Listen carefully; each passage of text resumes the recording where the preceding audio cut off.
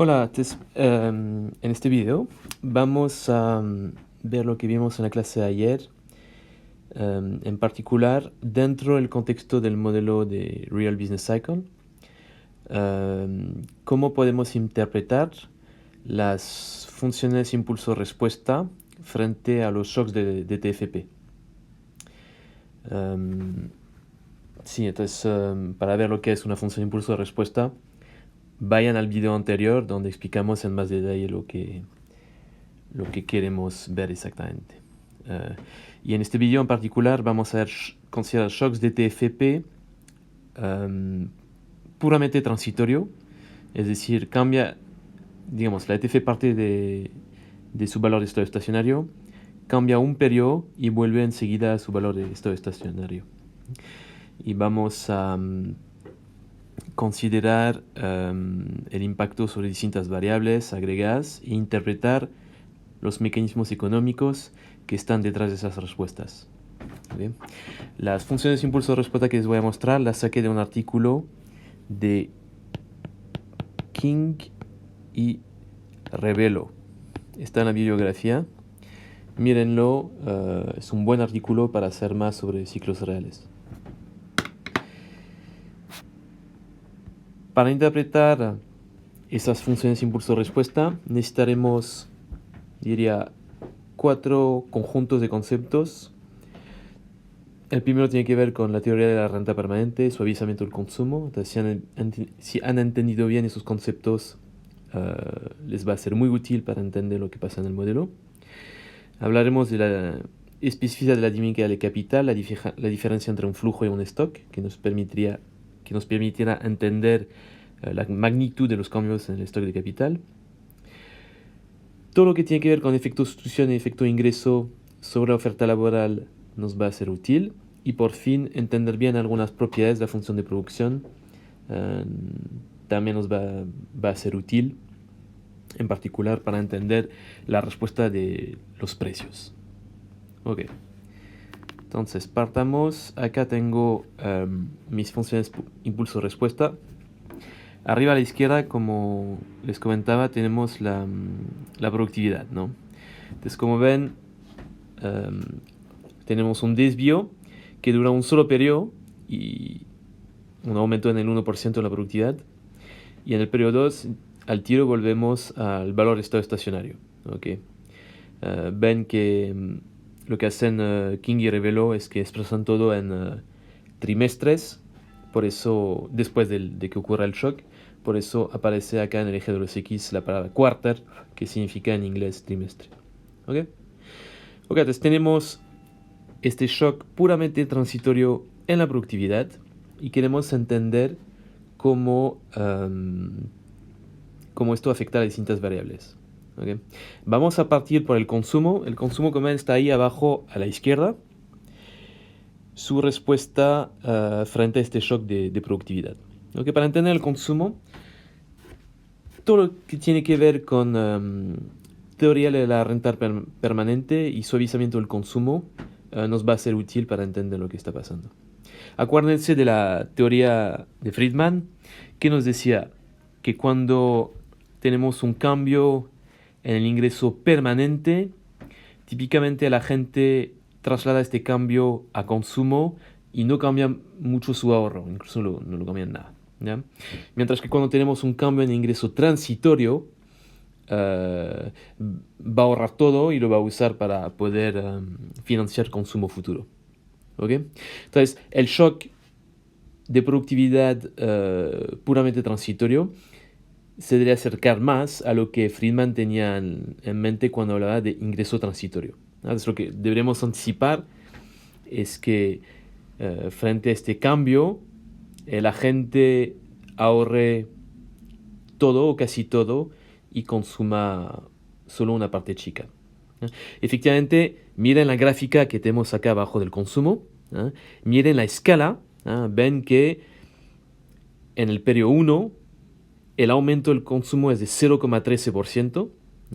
Esto es un aumento chico si lo comparamos con el aumento en la TFP, que es del 1%. ¿Ok? Entonces, el consumo, su aumento en el impacto va a ser 8 veces más chico, más o menos, creo que 8, ¿sí? Que el aumento de la productividad, ¿no? Cuando comparamos porcentajes, ¿no?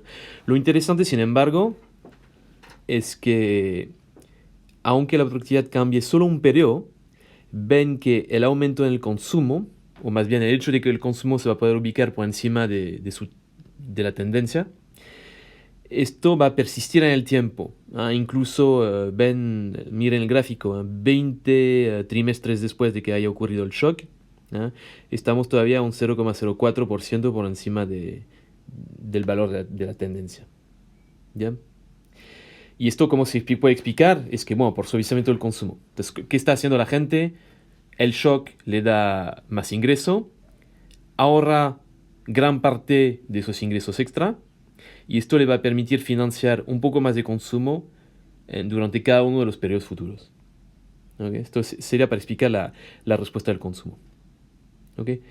La otra mirada de la cara, o otra mirada, no, ¿cómo se dice? El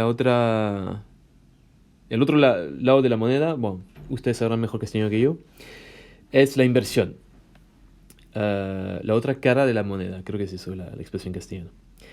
La inversión, bueno, como tenemos un modelo en economía cerrada sin gobierno, ya saben que cuando se cumplen esas propiedades, la inversión es ahorro.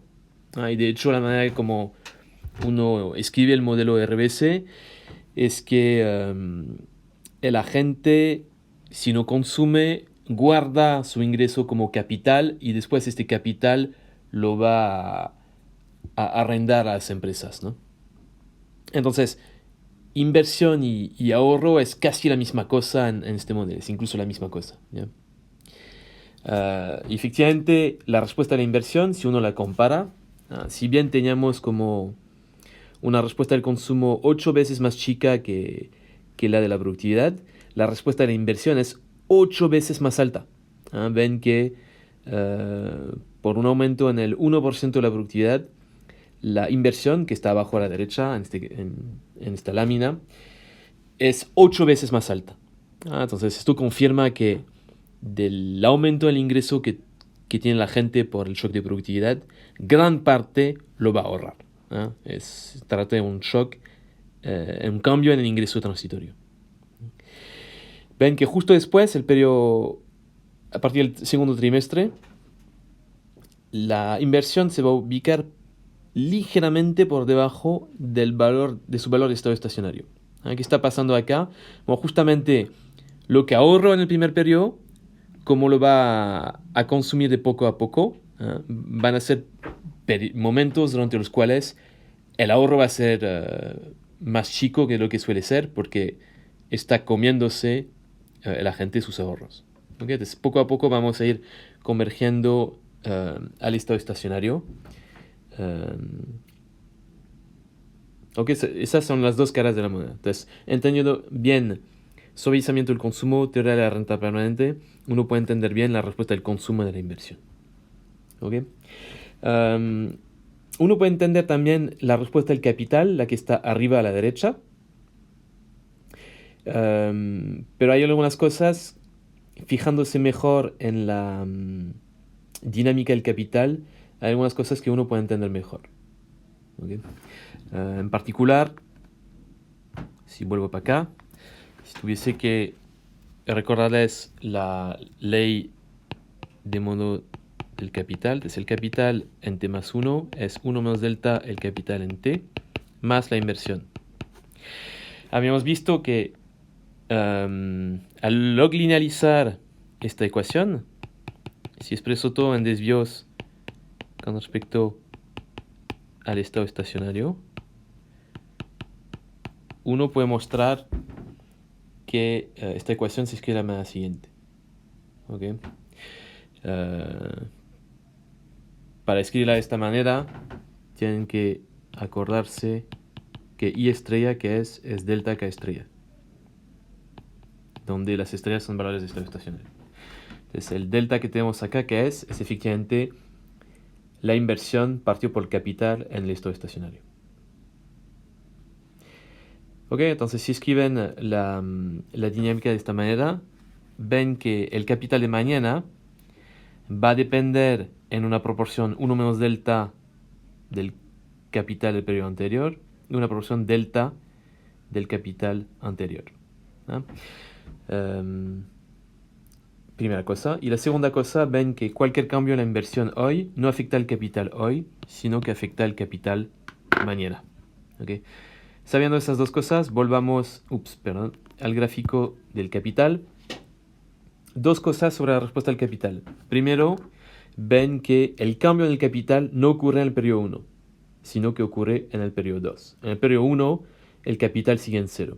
Como lo podemos explicar por una de las dos cosas que les dije antes, cualquier cambio en T en la inversión afecta al capital en T más 1. Segunda cosa, el stock de capital, su aumento es del 0,23%, diríamos, en el periodo 2. Esto contrasta un montón con el cambio en la inversión. Entonces, vieron que el cambio en la inversión era un 8%, el cambio en el capital 0,23%, el cambio en el capital es muchísimo más chico que el cambio en la inversión. ¿Okay? Esto puede parecer a priori extraño, pero se entiende perfectamente cuando uno reconoce que el capital es un stock, mientras que la inversión es un flujo. ¿No? Y entonces, si vuelvo a la ecuación que tengo acá, según el valor de delta, si delta es muy chico, el capital de mañana va a depender sobre todo del capital de hoy y poco de la inversión. Okay. Efectivamente, creo que King y Revelo, si recuerdo bien, usarán un delta del 10%, es decir, que el 90% de los cambios en el stock de capital se deben al stock anterior. Ok. Entonces, la ecuación que describe la dinámica del capital nos permite entender también, junto con el suavizamiento del consumo, nos permite entender cómo el shock de productividad afecta este stock. ¿Okay? Bueno, esto es una de las funciones impulso-respuesta. Acá les presento otras 4. ¿Okay? Y les había dicho que otra caja de concepto que no sé que puede ser útil. ¿Qué pasa acá? Sería el efecto sustitución y el efecto ingreso. Entonces ya hemos hablado de las dos primeras cajas. Ahora vamos a hablar de la tercera.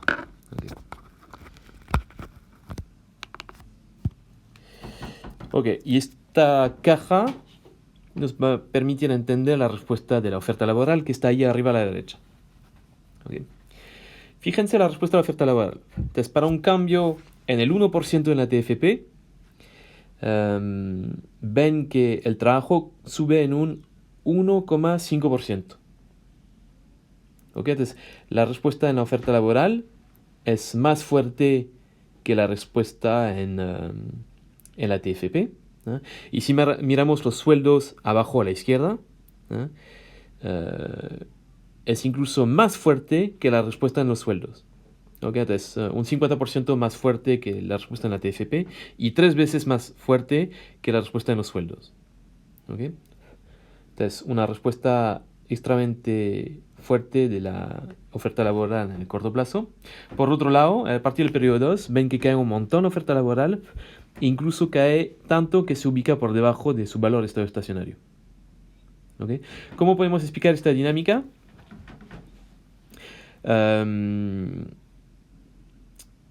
Pues usando efecto sustitución y efecto ingreso. ¿Okay?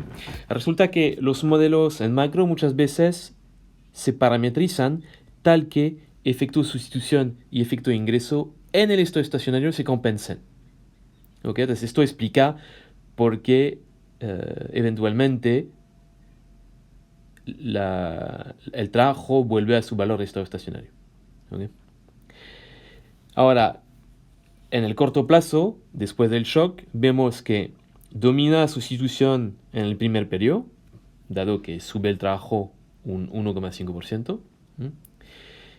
Y a partir del periodo 2 va a dominar ligeramente el efecto ingreso.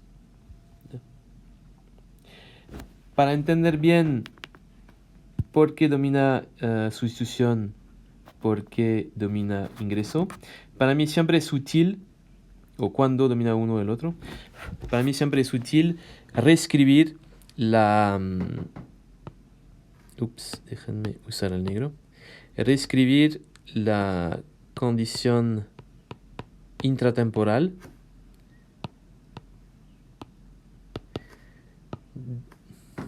condición de primer orden intratemporal donde se determina la oferta laboral. Entonces, típicamente esta condición se escribe así. La utilidad marginal del consumo por el sueldo igual a la utilidad marginal del ocio. Incluso, lo que suele hacer a veces es considerar la formulación logarítmica de la función de utilidad, lo cual implica que esta condición se debería escribir de esta manera. Como ven, lo que afecta el ocio y por lo tanto el trabajo, entonces saben que el ocio es 1 menos el trabajo. Después de determinar el ocio del trabajo vía la evolución de este ratio de la izquierda. ¿Okay? Si este ratio sube, los agentes van a trabajar más, si cae, van a trabajar menos. ¿Okay? En particular, el numerador nos va a dar cuánto de fuerte va a ser el efecto sustitución y el denominador nos va a dar cuánto de fuerte es el efecto ingreso. ¿Okay? Es decir, si puedes subir el consumo, según cuánto puedes subir el salario, según cuánto sube el consumo como respuesta a este salario, podría subir o bajar el trabajo. ¿Okay? Bueno, entonces volvemos a nuestro gráfico y intentemos entender cómo cambia este ratio frente al shock. Miremos, quizá para mirarnos, cómo responde los sueldos que están abajo a la izquierda. Ven que los sueldos en el primer periodo suben un montón y después no suben tanto. ¿Okay? Entonces, volviendo a esta fórmula, el numerador en el primer periodo va a subir un montón y en el primer periodo, y en los periodos siguientes no va a ser tan alto. Esto como se puede entender, bueno, como tenemos mercados competitivos, los sueldos son iguales al producto marginal del trabajo y estos en particular van a depender un montón de la productividad. Tenemos acá un shock puramente transitorio, entonces ¿qué deberemos anticipar? Es que la productividad afecte mucho los sueldos en el primer periodo después del shock y poco en los periodos siguientes. Entonces, efectivamente, la dinámica de la productividad en gran parte refleja la dinámica de los sueldos que tenemos acá abajo. ¿Okay? Por otro lado, el agente, sabemos que la respuesta en el consumo, si vuelvo, siempre va a ser chica. Entonces, va a subir un poco en el primer periodo y va a seguir siendo un poco alta en el segundo periodo, etcétera, etcétera. Y poco a poco va a converger al estado estacionario. ¿Ok? Entonces, si vuelvo a este gráfico, ¿qué debería pasar? El numerador debería subir mucho en el primer periodo y el denominador, como suavizamos el consumo, no va a subir mucho. Por otro lado, una vez que la productividad vuelve al valor de estado estacionario, van a caer un montón los sueldos en el periodo 2, pero el consumo va a seguir en un valor parecido al del periodo anterior. ¿Ok? Entonces esto implica que en el primer periodo va a dominar sustitución, mientras que en el segundo periodo en adelante debería dominar ingreso. Y de esta manera podemos explicar la respuesta de la oferta laboral que podemos apreciar en el gráfico arriba a la derecha. Ok, entonces esta tercera caja de herramientas sobre efecto sustitución y efecto ingreso es útil para entender todo lo que es oferta laboral. Bueno, nos faltan entonces el output, nos faltan los salarios reales y nos falta también la tasa de interés. ¿Ok? Para entender cómo responde el output, cómo responden los salarios y cómo responde la tasa de interés, vamos a usar propiedades de la función de reducción. Quizá podemos partir con el output, dado que hemos explicado cómo se mueven los factores y cómo se mueve la TFP. En la calibración de King y Revelo, ellos usan una función de producción Cobb-Douglas, es decir, tenemos A, K a la alfa, N a la 1 menos alfa. Si escribo esto, si escribo la versión log linealizada de esta ecuación, debería tener la pinta siguiente. ¿Ok? Entonces podemos explicar cambios en la producción por tres canales: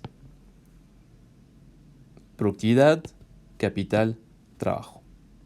¿Ok? Volvamos. La producción. Fíjense, cambia muchísimo en el primer periodo. Efectivamente sube un 2%. ¿Ok? Y justo después del primer periodo, cae y no alcanza al tiro su valor de estado estacionario. Fíjense bien, no, hay que tener buen ojo, pero se va a ubicar ligeramente por encima de su valor de estado estacionario y poco a poco va a caer. Pero efectivamente hay un cambio fuerte entre el primer periodo y el segundo periodo. ¿Ok? Entonces, ¿cómo podemos explicar este aumento en el 2% de la producción? ¿Ok? Primero, volvamos a la TFP. Sabemos que la TFP sube un 1%. ¿Ok? Entonces, de este aumento que vuelvo a poner acá del 2%, un 1% lo podemos explicar por cambios en la TFP. Entonces, la mitad de la respuesta del output en el primer periodo se debe a cambios en la TFP. Después, ¿qué nos queda? Nos queda el capital y el trabajo. Ya, el capital, como ya saben, sus cambios están rezagados. Entonces, la inversión en 1 afecta el capital en el periodo 2. Entonces, en el periodo 1, el capital está dado, uno no le puede cambiar. Entonces, si vuelvo a esta fórmula, en el periodo 1, el capital no puede explicar nada del cambio en el output. Significa que la otra mitad la tiene que explicar el trabajo. Y entonces volvamos al gráfico. Vemos que el trabajo, ¿cuánto sube? Sube un 1,5%. Entonces sube un 1,5%. Y efectivamente, típicamente el parámetro de la Cobb-Douglas, uno considera un alfa de 1/3. Entonces significa que 1 menos alfa son 2/3. 2/3 de 1,5, ¿qué es? Es un 1%. Entonces, digamos, podemos hacer cuadrar las cuentas de esta manera. Nos damos cuenta que del aumento en la producción del 2%, la mitad se debe a la TFP, la otra mitad entonces se debe a cambios en el trabajo. ¿Okay?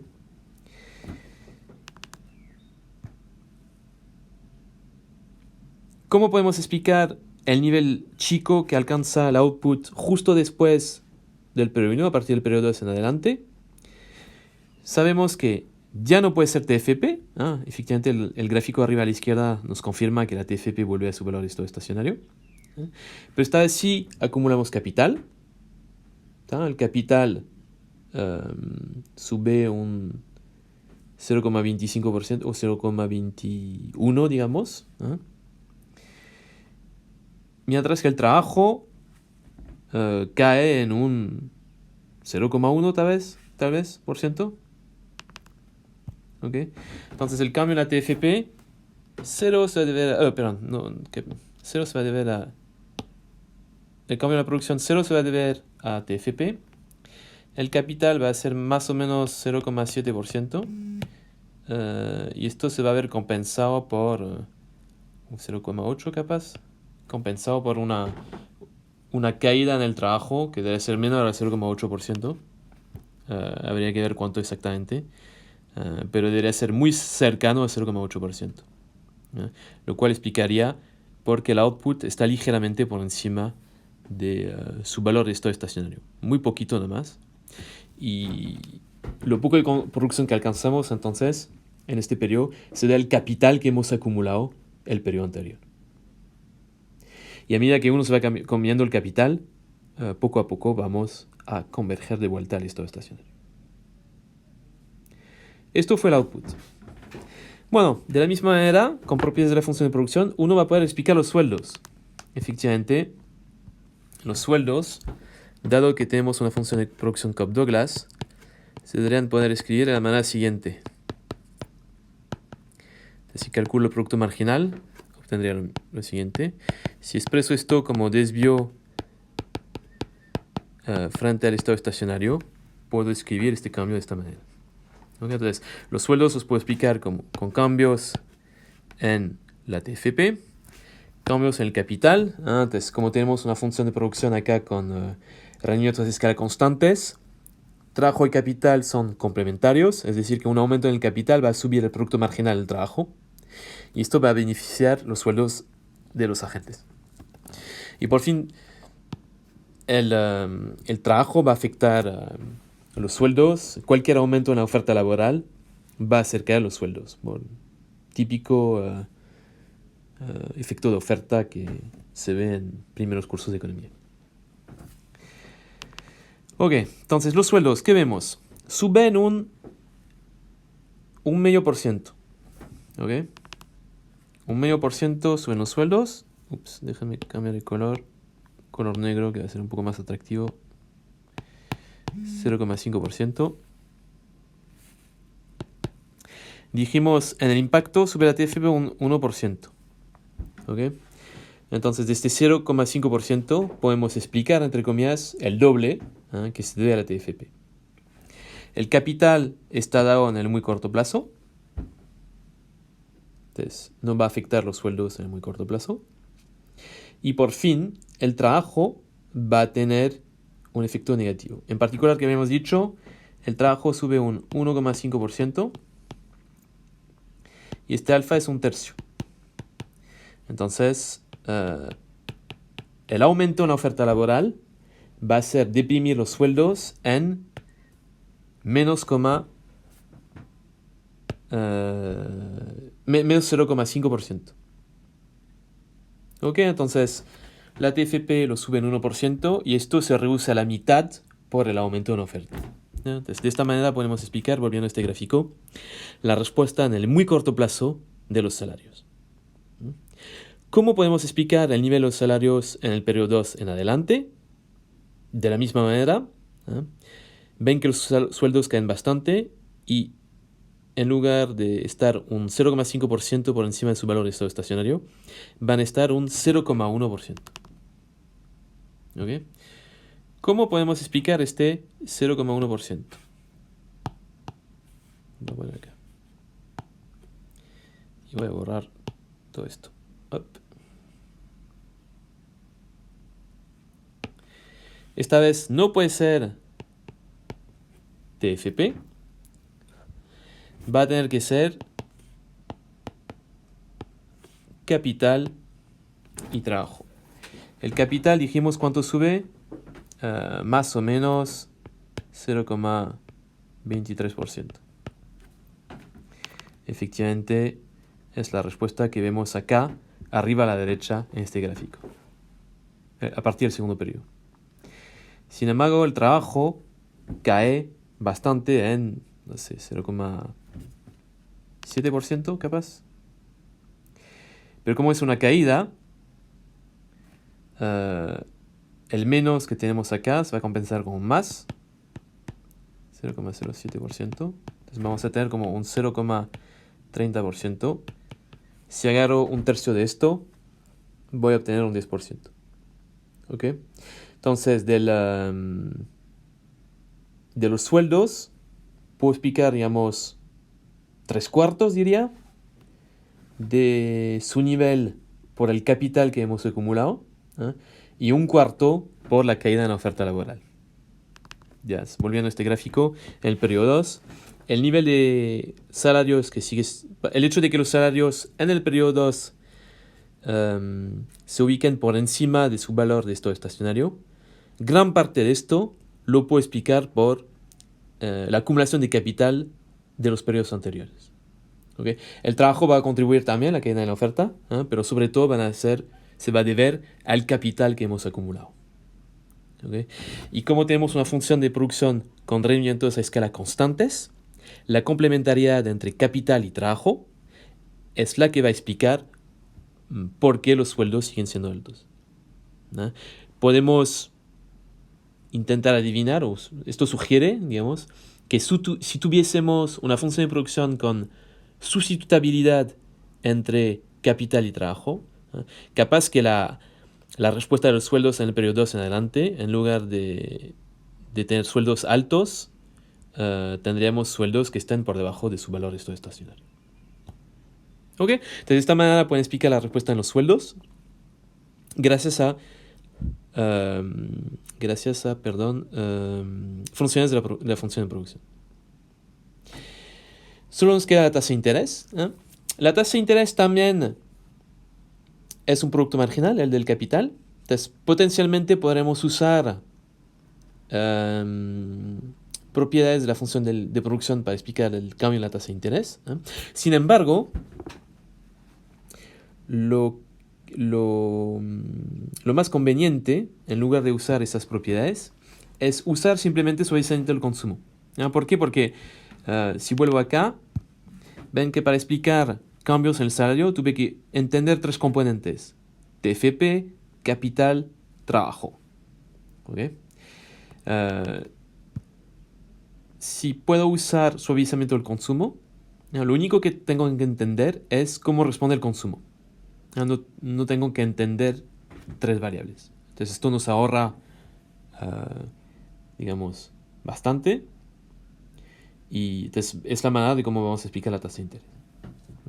Fíjense que después de que ocurra el shock, la tasa se va a ubicar por debajo de su valor de estado estacionario.